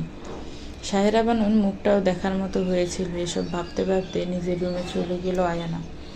সায়রা বানু এখনও মুখ হা করে রান্নাঘরে দাঁড়িয়ে আছেন। তার এখনও বিশ্বাস হচ্ছে না আয়ানা তাকে এতগুলো কথা বলেছেন। যে মেয়েকে হাজারটা অপমান লাথি গুঁতা দিলেও সে একটা টু শব্দ করতো না, সেই মেয়ে আজ তার মুখের উপরে এতগুলো কথা বলেছে। মস্তিষ্ক শূন্য হয়ে যাচ্ছে তার। ইচ্ছে করছে আয়ানা চুলের মুঠি ধরে কষিয়ে কয়েকটা থাপ্পড় লাগাতে, কিন্তু তা যে আর সম্ভব না। ভেবে আগে দুঃখে নিজের মাথার চুল ছিঁড়তে ইচ্ছে করছে সায়রা বানু। এক রত্তির মেয়ে তাকে অপমান করে গেল, এটা কিছুতেই মানতে পারছে না তিনি। আদৃশ ভূমি এসে দেখল আয়না কিছু কাগজপত্র গুছিয়ে ফাইলে রাখছে। চেহারায় উৎফুল্ল ভাব বিদ্যমান। আদৃশ আয়নার দৃষ্টি আকর্ষণের জন্য হালকা কাশি দিল। আয়না কাশির শব্দে আদৃশের দিকে তাকালো। আদৃশ বলল, প্রয়োজনীয় সব কাগজপত্র নিয়েছ? আয়না মাথা নাড়ালো, কারণ সে অলরেডি সব গুছিয়ে নিয়েছে। আদৃশ বলল, তাহলে তৈরি হয়ে নাও, যাওয়ার সময় হয়ে গেছে। 1 ঘন্টার মধ্যে আমরা বের হব। যাওয়ার সময় হয়ে গেছে ভেবে মন খারাপ হলো আয়ানার। তার কিছুতেই নিজের মাকে এই নরকে একা ফেলে যেতে ইচ্ছে করছে না, কিন্তু কিছু করারও যে নেই। আদৃশ আয়ানার মন খারাপ দেখে বলল, মন খারাপ করো না, আমি সময় পেলে তোমাকে নিয়ে আসবো তোমার বাবা মায়ের সাথে দেখা করাতে।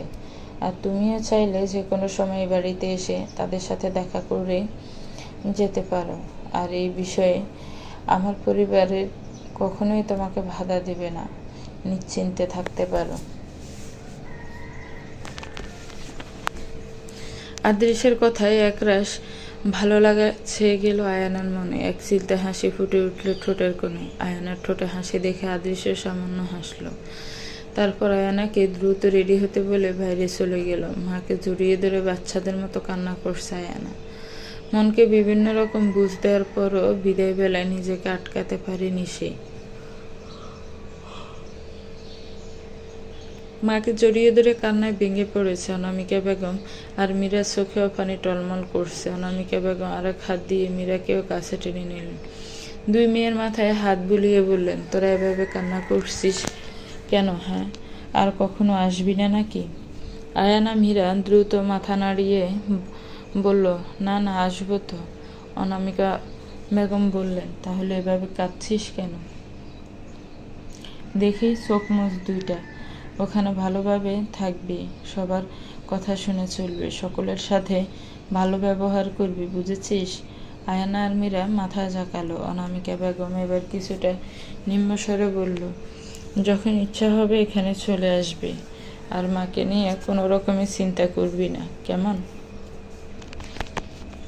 আমার মেয়েরা সুখে থাকলে আমিও সুখে থাকবো। অনামিকা বেগম দুই মেয়ের হাত ধরে জামাইদের কাছে গেলেন। অশ্রুসিক্ত চোখে আদ্রিসা রাহিলকে উদ্দেশ্য করে বললেন, আমার মেয়েদের দেখে রেখো বাবা, এখন তোমরাই ওদের সব।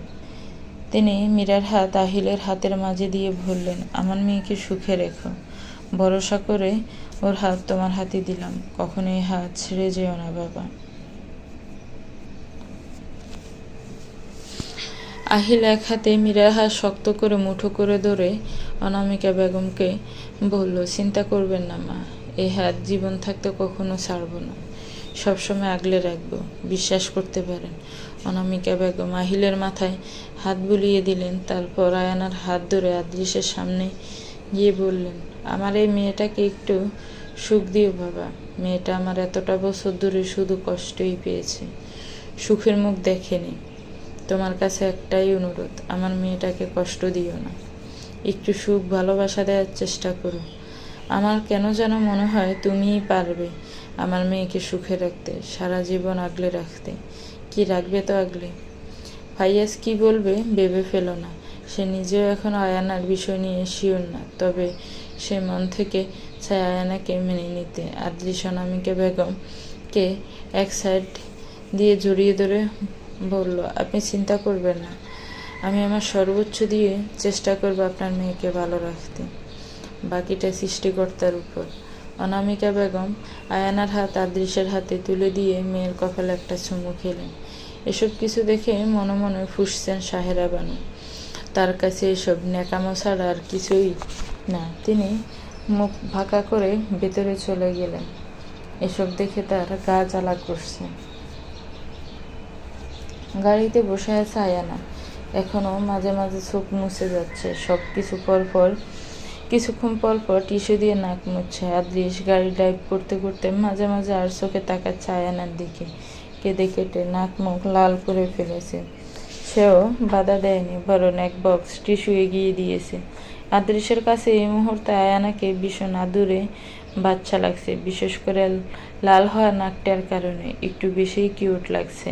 আদ্রিস আয়ানার দিক থেকে চোখ ফিরিয়ে ড্রাইভিংয়ে মনোযোগ দিল। গাড়ি থামতেই হুঁশ ফিরল আয়ানার।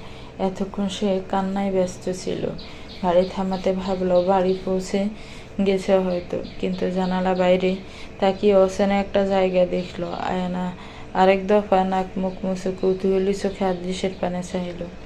আদ্রিস আয়ানার দিকে হালকা ঝুঁকে সিট বেল্ট খুলে দিল। কিছুটা অস্বস্তিতে পড়ল আয়ানা। নিজের বাড়ি থেকে আসার সময়ও আদ্রিস সিট বেল্ট বেঁধে দিয়েছিল, কিন্তু তখনও তো খেয়াল করেনি আয়ানা। আদ্রিস ডোর খুলে বাইরে বেরিয়ে গেল। এরপর আয়ানার দরজাও খুলে বলল, নেমে এসো। আয়ানা কৌতূহলী ভাব নিয়ে নেমে এলো। চারপাশে অনেক বেশি শোরগোল, মেইন রোড হওয়ায় অসংখ্য গাড়ি চলাচল করছে। এত এত হর্নের শব্দে মাথা ধরে যাওয়ার উপক্রম। সামনে বিশাল বিশাল দালান। আদ্রিস আয়নার হাত শক্ত করে ধরে একটা বিশাল দালানে প্রবেশ করলো, অতঃপর লিফটে উঠে ৫ম তলায় চলে আসলো। এই ফ্লোরে আসার পর আয়না বুঝতে পারলো তাকে হয়তো কোচিংয়ে ভর্তি করতে নিয়ে এসেছে আদ্রিস। একজনের কেবিনের সামনে এসে দরজা নক করলো আদ্রিস। ভেতরে থেকে প্রবেশের অনুমতি পেয়ে আয়নার হাত ধরে ভেতরে প্রবেশ করলো সে। আয়ানা ভেতরে ঢুকে দেখলো সামনে চেয়ারে একজন বয়স্ক ভদ্রলোক বসে আছেন। আদ্রিস তাকে সালাম দিল। ভদ্রলোকের চেহারা হঠাৎ হাসি হাসি হয়ে গেল। তিনি আনন্দিত কণ্ঠে সালামের জবাব দিয়ে বললেন, আরে আদ্রিস না, বসো বসো, দাঁড়িয়ে আছো কেন? আদ্রিস লোকটার কথায় হালকা হাসলো। অতঃপর আয়ানাকে চেয়ার টেনে বসতে বলে নিজেও পাশে বসে পড়ল। লোকটার দিকে তাকিয়ে বলল, জি স্যার, আমি আদ্রিস। আপনি আমাকে এখনো মনে রেখেছেন? দেখে খুব খুশি লাগছে স্যার। আমার সৌভাগ্য। লোকটা উৎফুল্ল কণ্ঠে বলল, কি যে বলো, তোমাকে কি করে ভুলি? তুমি আমার সবচেয়ে প্রিয় ছাত্রদের মধ্যে একজন। তোমাকে ভুলে যাওয়া কি সম্ভব? যাই হোক, এতদিন পর কি মনে করে স্যারের কাছে আসলে? আর মেয়েটাকে? স্যার আর আদ্রিস যে পূর্ব পরিচিত বুঝলা না। আদ্রিসের খানিকটা অস্বস্তি হলো স্যারের প্রশ্ন, তবু সে নম্র স্বরে জবাব দিল, স্যারও আমার ওয়াইফ আয়ানা রহমান। ভদ্রলোক খুশি খুশি চেহারায় বলল, বাহ, বিয়ে করেছো তাহলে? খুব মিষ্টি দেখতে তো তোমার ওয়াইফ। আয়ানা লোকটার কথায় কিছুটা লজ্জা পেল। আদৃশ আলতো হেসে বলল, জি স্যার, আসলে ওর ব্যাপারে কথা বলতে এসেছিলাম আপনার সাথে। ও এবার এসএসসি দিয়েছে, সামনে ভর্তি পরীক্ষা আছে, আর ওর ইচ্ছা মেডিকেল পড়া, তাই আপনাদের কোচিং সেন্টারে নিয়ে আসলাম। এটাই আমার কাছে বেস্ট মনে হয়। আসলে ও একটা সমস্যার কারণে সময় মতো কোচিংয়ে ভর্তি হতে পারেনি। আমি জানি ক্লাস অনেক আগেই শুরু হয়ে গেছে, আর ও এখন আসলে অন্যদের তুলনায় পিছিয়ে থাকবে। তবে আপনি চিন্তা করবেন না স্যার, আমি ওকে যথাসাধ্য হেল্প করব, যাতে ও ছেড়ে যাওয়ার সময় পড়াগুলো কভার করতে পারে। লোকটা হেসে বললেন, সমস্যা নেই আদ্রিস, তুমি ওকে ভর্তি করিয়ে যাও, আর তোমার উপর আমার বিশ্বাস আছে। তুমি হেল্প করলেও অবশ্যই এগিয়ে যাবে। লোকটা এবার আয়ানার দিকে তাকিয়ে বললেন, তো মামুনি, তোমাকে কিন্তু ভালো করে পড়াশোনা করতে হবে।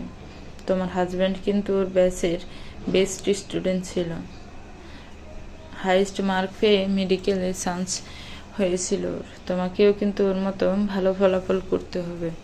আর কিছু না বুঝলে অবশ্যই টিচারকে জিজ্ঞাসা করবে। এক্সট্রা ক্লাস লাগলে সেটাও বলবে, কেমন? আয়ানা সৌজনের হাসি হেসে মাথা নাড়ালো। আদৃশ ভদ্রলোকের কাছ থেকে বিদায় নিয়ে বাইরে বেরিয়ে এলো। ভর্তি কার্যক্রম সম্পূর্ণ করে লাইব্রেরিতে গিয়ে প্রয়োজনীয় সব বই কিনে ফেলল। এতটা সময় আয়ানা একজন নীরব দর্শকের ভূমিকা পালন করেছে। সে শুধু দেখে গিয়েছে আদৃশ কতটা দায়িত্ববোধের সাথে সব কাজ করছে। আয়ানা ফিল করলো সে অনেক লাকি এমন একজন দায়িত্ববান মানুষকে নিজের জীবনে পেয়ে। বাড়ি পৌঁছাতেই আদৃশ তার মা চাচিকে সালাম দিয়ে সব বই নিয়ে সোজা নিজের রুমে চলে গেল। অনু বেগম আয়ানাকে দেখে এগিয়ে এলেন, ফরম মমতায় জড়িয়ে ধরে মাথায় হাত বুলিয়ে বললেন, কেমন আছে আমার মাটা? অনুর মা ডাকে একরাশ ভালো লাগা ছেয়ে গেল আয়ানার মনে। অনু নামক মহিলার প্রতি অনেক অনেক সম্মান জন্মালো। আয়ানা বুঝে না এই ব্যক্তি এতটা মায়া মমতাময়ী কেন। কি সুন্দর করে তাকে জিজ্ঞাসা করলো, যেন নিজের মা। একদিনে কি কাউকে এতটা আপন করে নেওয়া সম্ভব? কিন্তু এই ব্যক্তির ভালোবাসায় যে কোনো ছলনা নেই তাই স্পষ্ট। আয়ানা ঠিক করে নিল এই মানুষটাকে সে নিজের দ্বিতীয় মায়ের স্থান দিবে, নিজের মায়ের মতোই ভালোবাসবে, কখনো অসম্মান করবে না। আয়ানা অনুকে জড়িয়ে ধরে বলল, ভালো আছি আম্মু, তুমি কেমন আছো? অনু আয়ানাকে ছেড়ে হাসি মুখে বললেন, ভালো ছিলাম, এখন আমার আম্মুটাকে দেখে আরো ভালো আছি। অনুর বলার ধরনে হেসে ফেলল আয়ানা। অনু আয়ানাকে জিজ্ঞাসা করলো, আদৃশের হাতে অনেকগুলো বই দেখলাম, কিসের বই ওগুলো? অ্যাডমিশন টেস্টের নাকি? আয়ানা মাথা নাড়ালো। অনু বেগম আয়ানার মাথায় হাত বুলিয়ে বললেন, ভালো মতো পড়বে আম্মা, কোনো কিছু নিয়ে চিন্তা করবে না, শুধু পড়ায় মনোযোগ দিবে, বেশি সময় হাতে নেই। যে কোনো কিছুর দরকার হলে আমাকে বলবে, আমাকে নিজের মা মনে করে সব কিছু শেয়ার করবে, ঠিক আছে? আয়ানা হেসে হাঁ-বোধক মাথা নাড়ালো। অনু বেগম বললেন, যাও এবার ফ্রেশ হয়ে রেস্ট নাও, অনেক পথ অতিক্রম করে এসেছো। আমি নাস্তা পাঠিয়ে দিচ্ছি তোমাদের রুমে, খেয়ে নিও।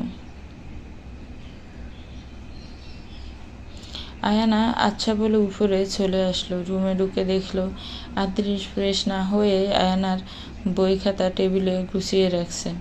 লজ্জা লাগলো আয়ানার, এসব তো তার করার কথা, অথচ লোকটা টায়ার্ড হওয়ার পরও সব একাই করছে। টেবিলে আগে আদৃশের বই ছিল, সেগুলো সরিয়ে জায়গা করে আয়ানার বই রাখছে সে। আয়ানা আদৃশের সামনে গিয়ে বলল, আমি ঠিক করে নিতে পারতাম। আদৃশ আয়ানার দিকে শান্ত চোখে তাকিয়ে বলল,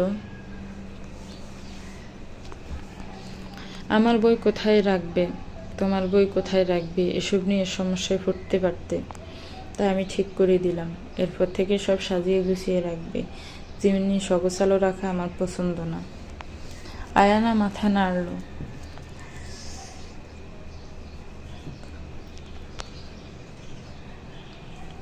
আদৃশ সব ঠিক করে আয়ানার সামনে এসে দাঁড়ালো। শান্ত কিন্তু গম্ভীর গলায় বলল, কালকে থেকে তোমার এক প্রকার যুদ্ধ শুরু হবে। আই হোপ তুমি আমাকে নিরাশ করবে না। সবার সামনে আমি বলেছি তোমাকে আমার যোগ্য করে গড়ে তুলব। এখন এটা আমার দায়িত্ব, আর তোমাকে সর্বাত্মক চেষ্টা করতে হবে যেন কেউ তোমার যোগ্যতা নিয়ে প্রশ্ন তোলার সুযোগ না পায়। আমি যদি তোমাকে আমার নিয়মে চালাই এই কদিনে, তাহলে তোমার সমস্যা আছে? আয়ানা নিম্নস্বরে বলল, না। আদৃশ বলল, ভেবে বলো, পরে কিন্তু চেঞ্জ করতে পারবে না। তখন আমি যা বলবো তাই করতে হবে।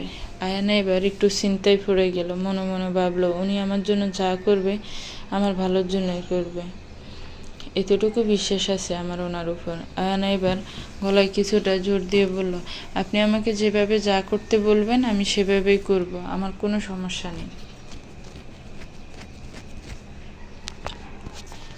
আদৃশের গম্ভীর মুখে হালকা হাসির ছটা দেখা গেল এবার। সে আয়ানার কপালে একটা টোকা মেরে ওয়াশরুমে চলে গেল ফ্রেশ হতে। আর আয়ানা হা করে তাকিয়ে রইল আদৃশের যাওয়ার পানে। এই লোকের কখন কি হয় সে বুঝে না। তো ভিউয়ার্স, গল্পটা আজকে এ পর্যন্তই। গল্পটার পরবর্তী অংশ খুব শীঘ্রই আসবে। গল্পটা কেমন লেগেছে একটি কমেন্টস করে জানাবেন। গল্পটা ভালো লাগলে একটি লাইক করবেন, গল্পটাকে শেয়ার করবেন, আর আমার চ্যানেলটাকে প্লিজ সাবস্ক্রাইব করবেন। আল্লাহ হাফেজ, ভালো থাকবেন।